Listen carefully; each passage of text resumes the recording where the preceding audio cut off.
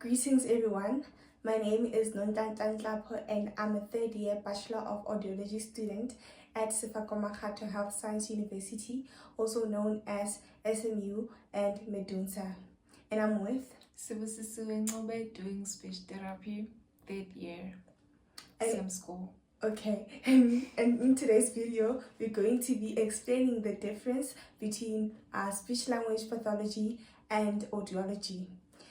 And please don't forget to like, comment, share, and subscribe. Tell your friends to tell your friends. As like I've said before, we're going to be explaining the difference between speech-language pathology and audiology.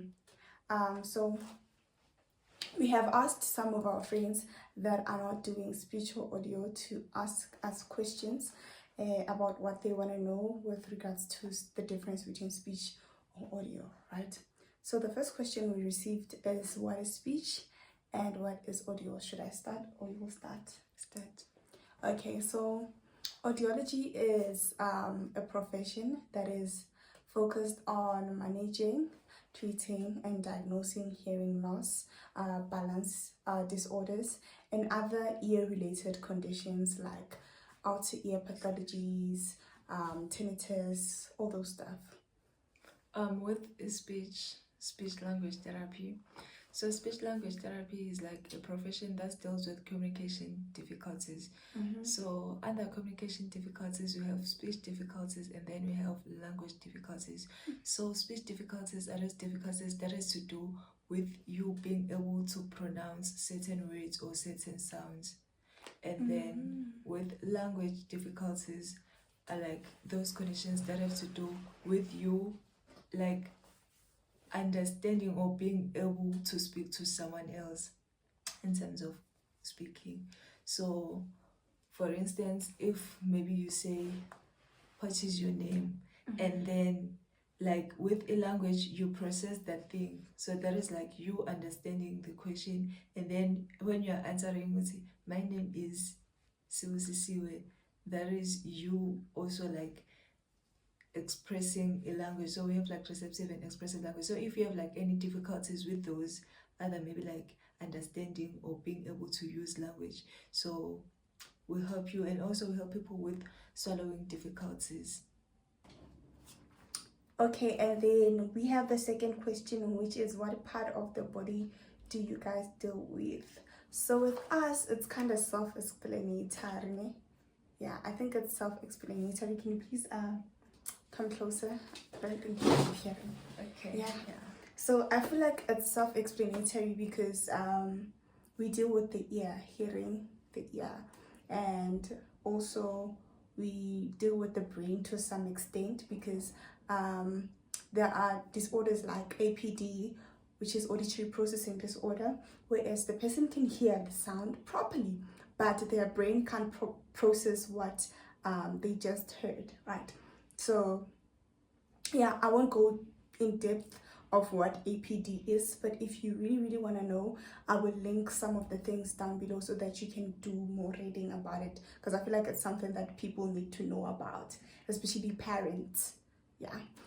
Yeah, so we deal with the brain to some extent, but not the brain, but most of the time we deal with the ear. Yeah. Okay, so with speech therapists, we deal with our lecturer usually say with these parts. So we deal with the oral cavity, okay, we deal with the mouth, and then we deal with the pharynx and then the larynx, and then we also like deal with some communication difficulties that is like some communication difficulties that doesn't like include these parts, but they're related to the brain. So we deal with like the things that are related to the brain, maybe like if you had stroke or TBI and stuff is so because communication is affected there, because you can't like speak something that has sense or speak properly, we also help you. Oh, even us, we also deal with people who had TBI. TBI is traumatic brain injury. So if you ever bump your head across something, that can also lead to hearing loss with us. Yeah. So yeah, you see, there are common things there and there. Yeah. And then, do you mind explaining like how does TBI has to do with speech? Okay, so TBI is, as you've said, is Yeah. traumatic brain injury. Yeah. So if someone had TBI, probably like certain parts of the brain that is to do with speech is affected. Yeah. I get you. So sometimes like you find people who are like stuttering, so due to TBI. Sometimes you find like people who are talking like things that doesn't make sense. Yeah, well, and sometimes there's like a nerve called the vagus nerve. Sometimes like that nerve is affected and then you can't like swallow as you used to do before. So you can't like, so you now have like swallowing difficulties. So in that case, we also like help you. Okay, so right now we're gonna go to the third question, which is what are the tools that are used by SLPA, which is speech and audio. So I'm gonna answer first.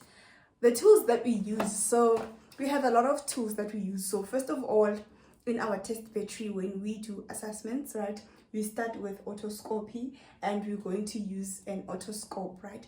An otoscope is like a small light that we use to look into the ears of the patients. And then we use the TIMS machine.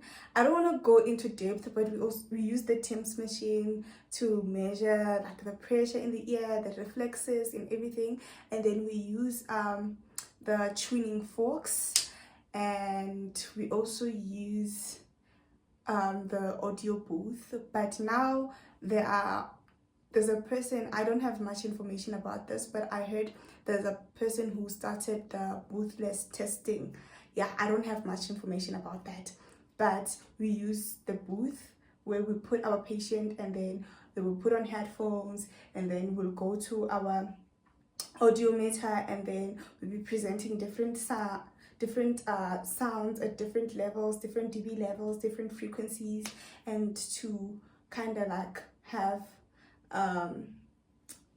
just a diagram. We call it an audiogram, right? But for the sake of this video, I'll call it a diagram of how much you can hear as a patient. So yeah, that's what we use. What else do we use? Yeah, there's also like both conduction headphones. We have the air headphones and then we have the ones that we put on the bones. Yeah, and what are the other things that we use that I may have forgotten about? Hearing aids. Is it a tool? Hearing aid. Okay, I can mention hearing aid. I don't think hearing aids are a tool, but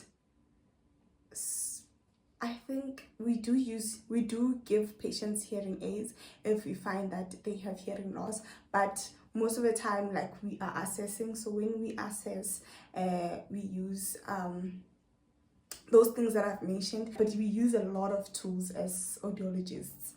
With speech, we also like use a lot of tools, like starting with the ones that you mentioned. We also like check hearing of a person. So obviously we use like otoscopes, we use the audiograms, we use TIMS, like Wait, yeah, you guys don't check, they screen. Yes, we do assessments for hearing, they screen, and then if it's either the patient will pass or refer, right? If the patient refers, they're going to refer the patient to us so that we can do the full assessment. They just screen, they don't test.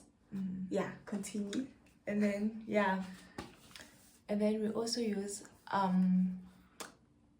like there are a lot of tools. We use like Gottman Freestyle articulation. Like it depends on your problem.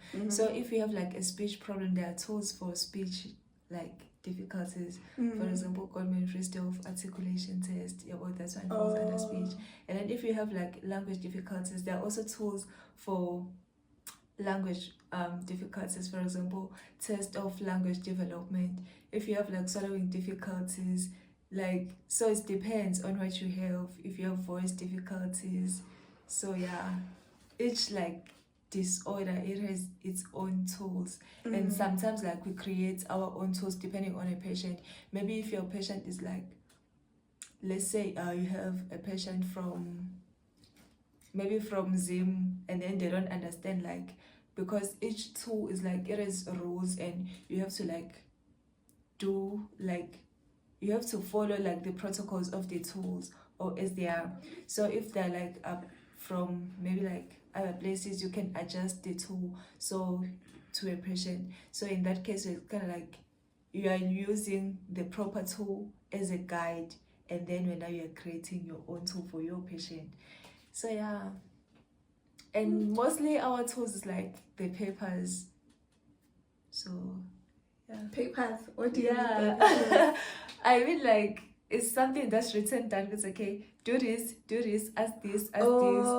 So it's like a guide. It's okay, they're telling you it's okay, ask this question, don't ask this. Okay. So we call them tools. The other question is, would you recommend people to apply for audiology or speech? Should I answer first? Honestly, I feel like if you are not innovative, you are not a business-minded person, I don't think audiology is for you, because the clinical space right now, if you're gonna wait for employment from the government, I don't think audiology is for you, right? It's not looking good by the clinical side. So if you're gonna be innovative and you are a person who has an optimistic eye and you are very business-minded, you can do audiology. How about you?